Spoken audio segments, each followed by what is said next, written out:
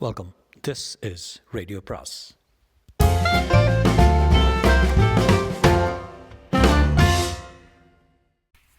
அனைவருக்கும் அன்பு வணக்கம். ஜெய மோகனின் இரவு அத்தியாயம் 5. கார் கொச்சியில் வேலி தாண்டி சென்றது. நான் 7-8 முறை எர்ணாகுளம் கொச்சிக்கு வந்திருந்த போதும் எனக்கு அந்த நிலப்பகுதி பிடிபடவில்லை. எங்கே கொச்சி முடிந்து எர்ணாகுளம் ஆரம்பிக்கிறது என்று மலையாளிகளால் கூட சொல்லிவிட முடியாது. கடல் உள்ளே புகுந்து பள்ளந்தோறும் பரவியது போல, அல்லது மாபெரும் டம்ளர் ஒன்று சரிந்து நீர் சிதறியது போல சிதறி பரவி கிடக்கும் காயலால் சூழப்பட்ட ஏராளமான தனித்தீவுகளால் ஆனது எர்ணாகுளம் நிலப்பரப்பு. அதை இங்கே துருத்துக்கள், வைப்புகள் என்று சொல்லுகிறார்கள். சில இடங்களில் மேங்க்ரோவ் காடுகள் தவிர்த்தால் பெரும்பாலான காயலோரங்கள் தென்னை மரக் கூட்டங்களால் ஆனவை. தூரத்திலிருந்து பார்க்கும்போது கொஞ்சம் உயரமான புல்மேடுகளாக தோன்றும் தென்னை மரக்கரைகள், நடுவே காயலை நோக்கி நிற்கும் பூதாகரமான குடியிருப்பு கட்டிடங்கள், இருண்ட காயலில் விழுந்து கிடக்கும் கட்டிட பிரதிபலிப்புகளின் சிவந்த விளக்குகள் அலைகளில் தள்ளாடின. எனக்கு கிளாட் மொனேயின் வாட்டர் லிலிஸ் ஓவியங்கள் நினைவுக்கு வந்தன. பெரியதோர் திரையில் சிதறும் குழம்பும் வண்ணங்கள். பிரான்ஸ் சென்றிருந்தபோது லூவ்ர அருங்காட்சியகத்தில் அவற்றை பார்த்து நின்றிருக்கிறேன். அவற்றின் பிரம்மாண்டம் தான் என்னை முதலில் கவர்ந்திருக்கிறது. ஏன் அவை தூரிகை ஓட்டமே தெரியும் அளவுக்கு இருக்க வேண்டும் என்று நினைத்து கொண்டிருக்கிறேன்.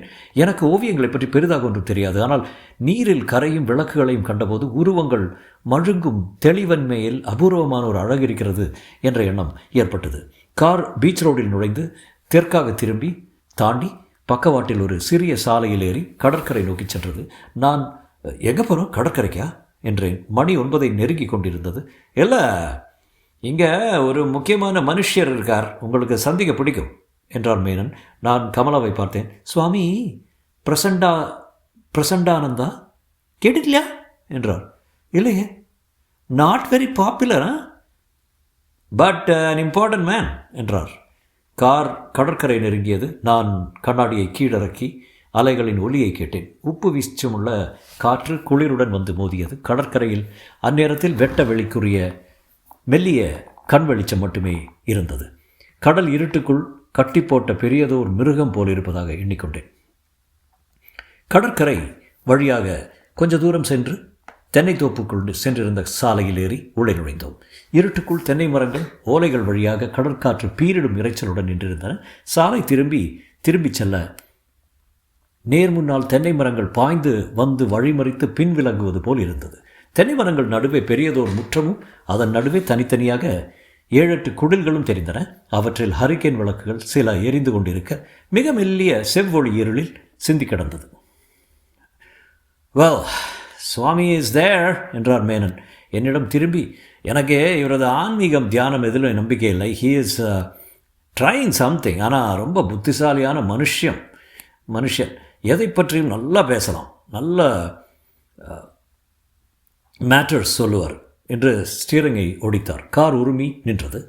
நான் கதவை திறந்து இறங்கி நின்று குடில்களை பார்த்தேன். மேனன் இறங்கி காரை பூட்டினார். இங்கே நிறைய பேர் இருக்காங்களா என்றேன். நிறையன்னா ஒரு 8 பேர் நிரந்தரமாக இருக்காங்க. அப்பப்போ நிறைய பேர் வந்து தங்கிட்டு போவாங்க. உங்களுக்கு இஷ்டம் இருந்தால் நீங்கள் கூட தங்கலாம். எனவே this is a nice place. நான் தயங்கி இவரும் என்றேன். ஆமாம், இவரும் இரவுலாவி தான். இல்லாட்டி எனக்கு இவர்கிட்ட என்ன பேச்சு? கமான் என்றார் மேனன். நாங்கள் குடில்களின் வாசலை அடைந்தபோது ஒடிசலான ஒரு சாமியார் வெளியே வந்தார். ஐயோ, இதாரு மேனனா? மரணம் மற்ற ஆளாரா என்றார்.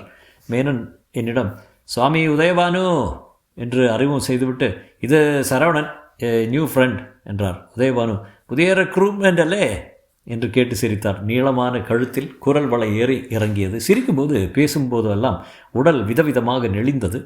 அவருக்கு பக்கவாட்டில் 2 கைகளையும் வைத்து அழுத்தி சப்பி நீட்டி எடுத்தது போன்ற முகம், கூர்மையான மூக்கு, எங்கோ பார்த்த முகம் என்று தோன்றியது. சுவாமி உதயபானு ஒரு சக்ஸஸ்ஃபுல் லாயராக இருந்தார் என்றார் மேனன். ரொம்ப இன்ட்ரெஸ்டிங்கான கதை. ஒரு நாள் ஒரு தப்பான கேஸில் ஜெயிச்சிட்டாரு. சின்ன பொண்ணை கற்பழித்த ஒருத்தனுக்கு விடுதலை வாங்கி கொடுத்துட்டாரு. அது முதல் ஒரு வாரம் தூக்கம் இல்லை. அப்படியே எல்லாத்தையும் விட்டுட்டு அலைய ஆரம்பிச்சிட்டாரு. இங்கே வந்து சேர்ந்துட்டார். உதயபானு, அன்னைக்கு முதல் இன்னை வரை ராத்திரி உறங்கிடல நான் என்று புன்னகை செய்தார். நான் அந்த புன்னகையில் அவர் முகச்சாயலை அடையாளம் கண்டு கொண்டேன். அவர் அசல் வி.கே. கிருஷ்ணமேனன் போல் இருந்தார். He's a close relative of V K. Krishna Menon, same clan என்றார் மேனன். என்னிடம் மேனன் என் மனதுக்கு மிக நெருக்கமாக வந்து கொண்டிருப்பதை எப்போதுமே உணர்ந்தவன் என்பதனால் எனக்கு ஆச்சரியம் ஏற்படவில்லை. உதயபானு பவ்யமாக மார்பிலை கையை வைத்து, அவரெல்லாம் ரொம்ப பெரிய மனிதர், எம்ஓ மத்தாயே அவரை பற்றி கிசு எழுதும் அளவுக்கு பெரியவர் என்றார். நான் சிரித்தேன். உள்ளே சென்றோம். வட்ட வடிவமான குடில் ஓரமாக ஒரு ஹரிக்கேன் விளக்கு எரிந்து கொண்டிருந்தது. புகையே இல்லாத விளக்கு வாசனையும் வேறு மாதிரி இருந்தது. ஸ்பிரிட்டில் எரிவதாக இருக்கலாம். தரையில் அலங்காரமான கோரைப்பாய்கள் விரிக்கப்பட்டு சிவந்த உரையிடப்பட்ட உருளை தலையணைகள் போடப்பட்டிருந்தன. நாங்கள் அமர்ந்து கொண்டதும் உதயபானு, ஞான் போய் அறிக்கேன் என்றார். பிஸியானோ என்றார் Menon. No, he was reading something என்று உதயபானு வெளியே சென்றார். 15 நிமிடத்தில் மறுவாசல் வழியாக 40 வயது தோன்றக்கூடிய சுவாமி பிரசண்டானந்தா உள்ளே வந்தார். தோளில் புரண்ட கரிய சுருண்ட குழல் கற்றைகள், கண்ணங்கரிய தாடி மார்பின் மீது விழுந்து கிடந்தது. அகலமான நெற்றிக்கு கீழே உற்சாகமான பையனுக்குரிய அழகிய கரிய கண்கள், கூர்மையான மூக்கு, மிக வசீகரமான மனிதர். வரணம் மேனனே, கண்டு ஒருபாடு நாளாயில்லோ என்று சிரித்து கொண்டே கூப்பிட்டார். மேனன் எழாமலேயே, கிளாட் டு மீட் யூ என்றார். கமலா கையூன்றி எழுந்து சென்று சுவாமிகளின் பாதங்களை தொட்டு வணங்கினார். அவர் கமலாவின் தலையை தொடாமலே ஆசையளித்தார்.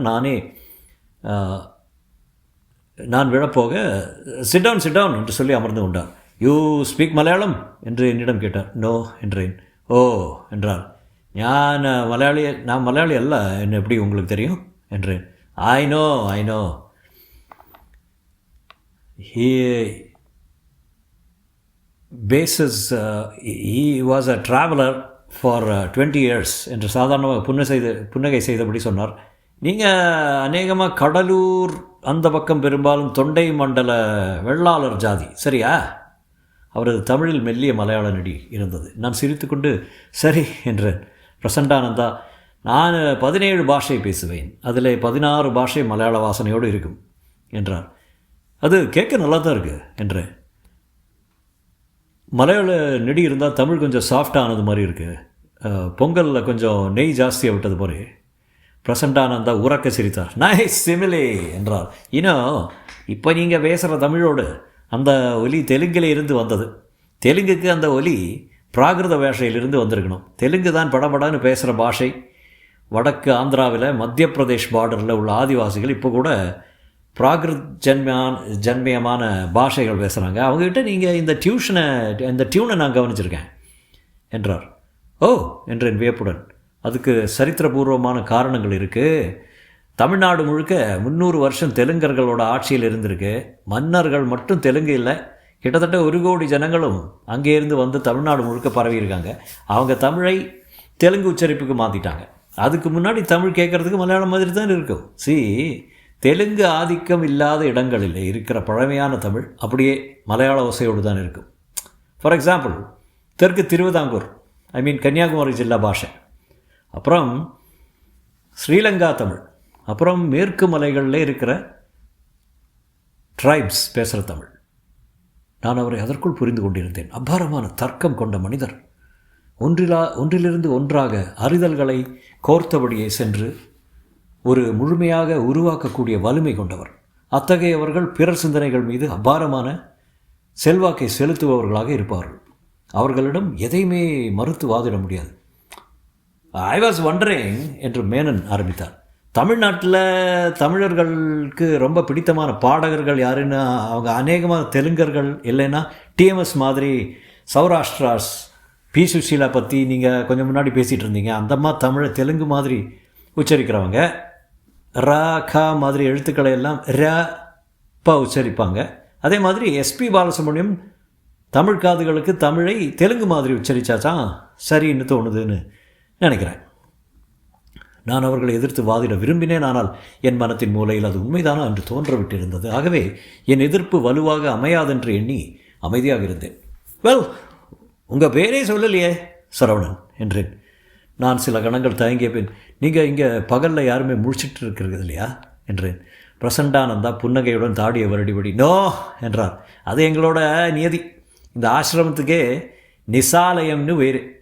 ராத்திரி தங்குற இடம். இங்கே வாட்ச்மேன் மட்டும் பகல்லே கண் விழிச்சிருப்பார். அவர் புன்னகை பெரிதாகியது உடனே. இங்கே எங்களுக்கு 10 பசுக்கள் இருக்குது. அதெல்லாம் கூட ராத்திரியில் தான் முழிச்சிருக்கும். வழக்கமாக பகலில் முழிச்சிருக்கிற பசுக்களை விட 40% அதிகமாக பால் கொடுக்குது. க்ஷீர விகசன போர்டில் இருந்து சயின்டிஸ்ட் வந்து பார்த்துட்டு போயிருக்காங்க. நான் அப்படியா என்றேன். அதில் பெரிய மர்மம் எல்லாம் ஒன்றும் இல்லை. பகலில் பசுக்களை மேய விட்டால் வெயிலில் அலைஞ்சே அதோட எனர்ஜியில் பாதி இல்லாமல் ஆகிடும் என்று சிரித்தார். நான் அவரிடம் எதை பற்றி பேச வேண்டும் என எண்ணிக்கொண்டேன்.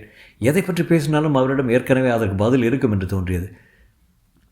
You may ask about the night experiments என்று அவரே அடியெடுத்து கொடுத்தார்.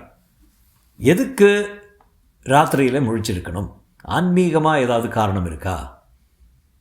அவர் தாடியை நீவியபடி ஒரு கணம் என்னை நோக்கி புன்னகை செய்து, வரலாறு சொல்லியிருக்கிறார்ல, தனித்திரு விழித்திரு பசித்திரு. அப்படின்னா தனித்திருன்னா சாதாரணமாக மற்றவங்கள மாதிரி இருக்காதுன்னு அர்த்தம். பசித்திருன்னா உடலாலேயும் மனசாலேயும் பசியோடு இருன்னு அர்த்தம். எதுக்கு விழித்திருன்னு சொன்னார்? விழிப்புன்னா என்ன? அகவிழிப்பை சொல்லலை, அது தியானம் மூலம் வரக்கூடியது. அகவிழிப்பு வர்றதுக்கான வழியை அவர் சொல்கிற விழிப்புங்கிறது தூங்காமல் இருக்கிறதை தான். அதைத்தான் கீதையும் சொல்லுது. பிறர் தூங்கும்போது யோகி விழித்திருக்கிறான். நான் அவர் மேலே பேசியதை கவனிக்கவில்லை. அவர் அப்போது சொன்ன அனைத்தையும் பலமுறை ஏற்கனவே சொல்லியிருக்கக்கூடும். தெளிவான தர்க்கங்களாக வந்து கொண்டிருந்தன. பகல் ஜாகிரத் என்னும் விழிப்பு நிலையால் ஆனது என்றால் இரவு கனவு நிலை என்னும் சொப்னத்தால் ஆனது. ஆழ்நிலை என்ற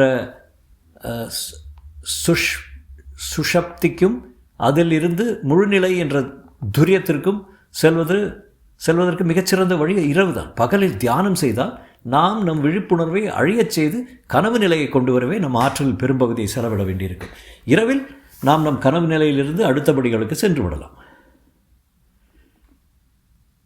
எதுக்காக நம்ம முன்னோர்கள் எல்லா கலைகளையும் ராத்திரியில் நடத்தினாங்க? கதகளி ராத்திரி விடிய விடிய நடக்கும். சாக்கியார் கூத்து, ஓட்டந்துள்ள எல்லாமே ராத்திரி தான். ஏன் தெருக்கூத்து? அதுவும் ராத்திரியில் தானே. சங்கீத கச்சேரிகளை கூட அந்த காலத்தில் ராத்திரியில் தான் வச்சுட்ருக்காங்க. ஏன்னா ராத்திரியில் மனசு கனவுத்தன்மையோடு இருக்குது. மனசோட விழிப்பு நிலை ஊடுருவி கனவு நிலையோடு பேசுகிறதை தான் நம்ம கலைகள் அப்படின்னு சொல்கிறோம் இல்லையா? அதுக்கு சரியான நேரமே ராத்திரி தான். நான் பஸ்தர் காடுகளில் ஆதிவாசிகளை கவனிச்சிருக்கேன். பகலில் பெரும்பாலும் எங்கேயாவது சுருண்டு கிடப்பாங்க. ராத்திரியில் தான் வேட்டையாடுறது, நடனம் ஆடுறது, பூசை செய்கிறது எல்லாமே. பிரசண்டானந்தா நாடகத்தனமாக நிறுத்தி, ஏன் செக்ஸ் கூட ராத்திரி தானே பொருத்தமாக இருக்கு இல்லையா? அப்போ ஆணும் பெண்ணும் மனசு நெகிழ்ந்து ஒன்றாகிற மாதிரி பகலில் சாத்தியம் இல்லையே. பகலில் அவங்க உறவே வேறு மாதிரி இருக்குங்கண்ணா. நான் வெறுமைச தலையசைத்தேன். நம்ம யோக சாதனைகள் எல்லாத்துக்குமே ராத்திரி தான் உசிதமானது என்றார் பிரசண்டானந்தா. குறிப்பாக தாந்திரீக யோக சாதனைகளை பகலிலே பண்ணவே கூடாது. உபாசனை விபாசனை இரண்டுக்குமே ராத்திரி தான் உச்சிதமானது. பகலிலே அர்ச்சனை பஜனை மட்டும்தான் செய்யலாம். இது சாஸ்திரம். அனுபவத்திலிருந்து நம்ம முன்னோர்கள் தெரிஞ்சுக்கிட்ட விஷயம். நான் அதற்கும் தலையசைத்தேன். இந்த 2 நாட்களிலும் நான் ஒரு மாபெரும் கனவுக்குள் நழுவி சென்று கொண்டே இருப்பதாக எனக்கு தோன்றியது. நிறைய பேசிட்டேன்னு நினைக்கிறேன்.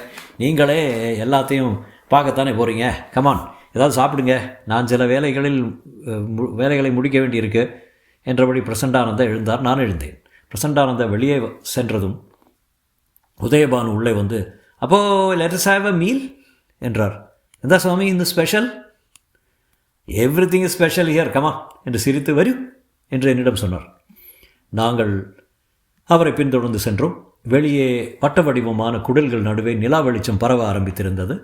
தென்னை மரத்தின் ஓலை நிழல்கள் தரையெங்கும் அசைந்தன. குடிசைகளுக்குள் இருந்து வாசல்கள் வழியாக மென்மையான செவ்வெளிச்சம் தரையில் விரிப்பு போல விழுந்து கிடந்தது. குடில்களுக்கு பின்பக்கம் நீளமான குடில்தான் உணவு சாலை. அங்கே 4 ஹரிக்கேன் விளக்குகள் எரிந்தன. நாங்கள் உள்ளே நுழைந்ததும் உள்ளிருந்து ஒரு வெள்ளைக்கார மாது எட்டி பார்த்து, ஹாய் கமலா என்றார்.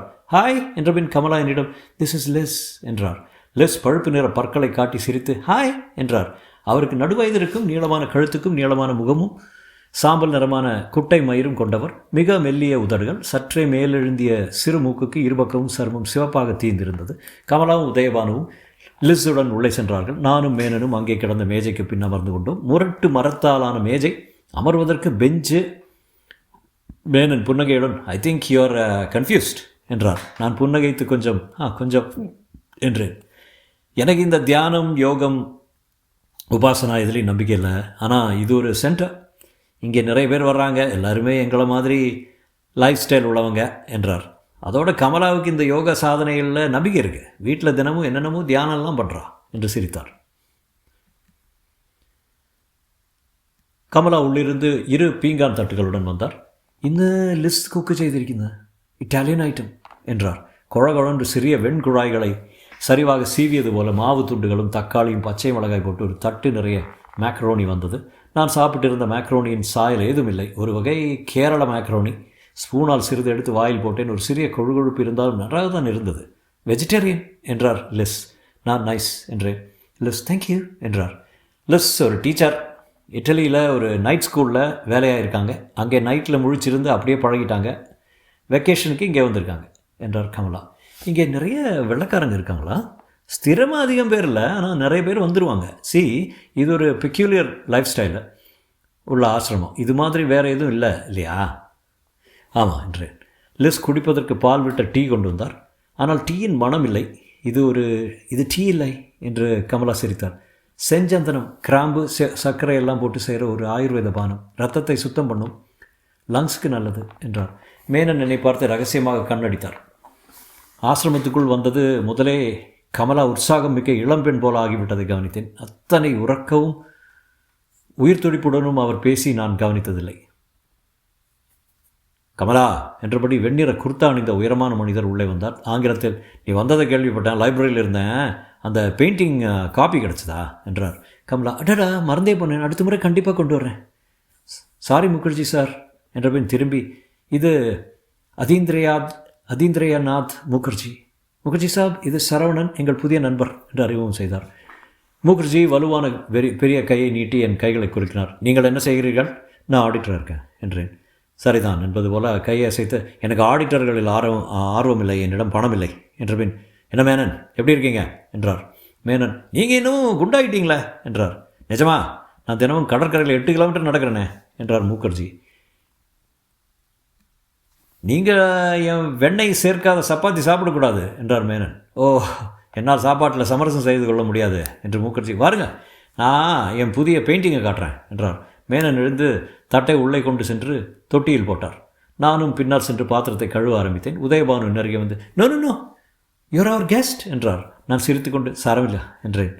மேனனின் தட்டையும் கழுவி வைத்தேன். நான் உதயபானுவும் மட்டுமான போது அவர் சட்டென்று சிரிப்பை அணைந்து, சரவணன், நீங்கள் இந்த கேங்கில் சேர்ந்து எத்தனை நாளை என்றார். நான் ஆச்சரியத்துடன், 2 நாள் தான் என்றேன். விட்டுட்டு ஓடிக்கோ, இதில் இருக்காத, this is a very dangerous game என்றார் உதயபானு. நான் அச்சத்துடன் அவரது மீசை இல்லாத நீள முகத்தையே பார்த்தேன். தீவிரத்தால் வெறுத்த கண்களுடன், நீ நசிச்சு போகும், ஜீவிதம் நாசமாகி போகும், ரட்சப்பட்டோ ஓடிக்கோ என்றார் உதயபானு. லிஸ்ட் உள்ளே வந்ததும் சட்டென்று உதயபானு திரும்பி வெளியே சென்று விட்டார். நான் பிரமை பிடித்து சில கணங்கள் அப்படியே நின்றேன். வெளியே Kamala, Saravanan, are you coming என்றார். எஸ் என்றேன். தொடரும்.